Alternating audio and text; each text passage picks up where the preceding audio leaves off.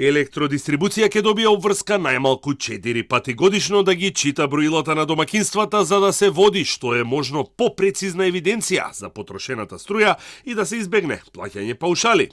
Оваа измена ја договорија Народниот правобранител и Регулаторната комисија, откако минатата година до канцеларијата на омбудсманот стигнале стотина поплаки од граѓани околу висината на сметките за струја.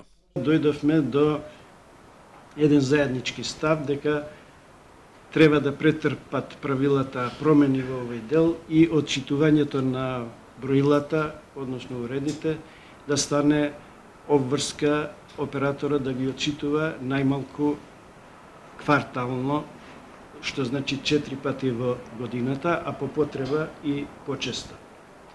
Сметаме дека тоа ќе придонесе во насока на тоа граѓаните да не добиваат постојано фактурирани сметки без увид во реалната состојба во струјамерите.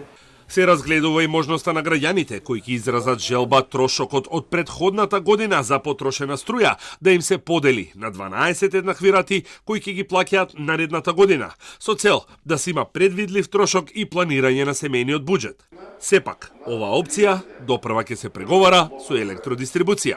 Факт е ако се грее на струја може би плаќа 6.000, па во март ќе плати 4.000, па во април 2.500, во летните месеци ќе плаќа 1.500 и да биде порамномерно. Тоа е како опција оставена на граѓанинот за да си направат порамномерна распределба на својот буџет.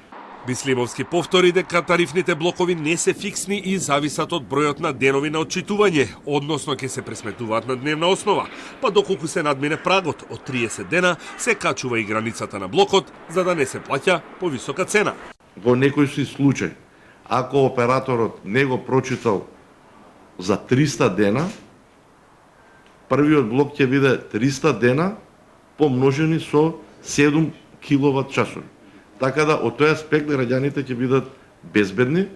Бислимовски и Зибери се согласни дека реформата на тарифниот систем, односно воведувањето на блокови, чија граница до прва ќе се утврди, а ќе стапи на сила од 1 јули, заедно со новата цена на струјата, не е кршење на човековите права, туку напротив, можност за социјално загрозените семејства да имаат еднаква положба со останатите категории при иста количина на потрошена струја.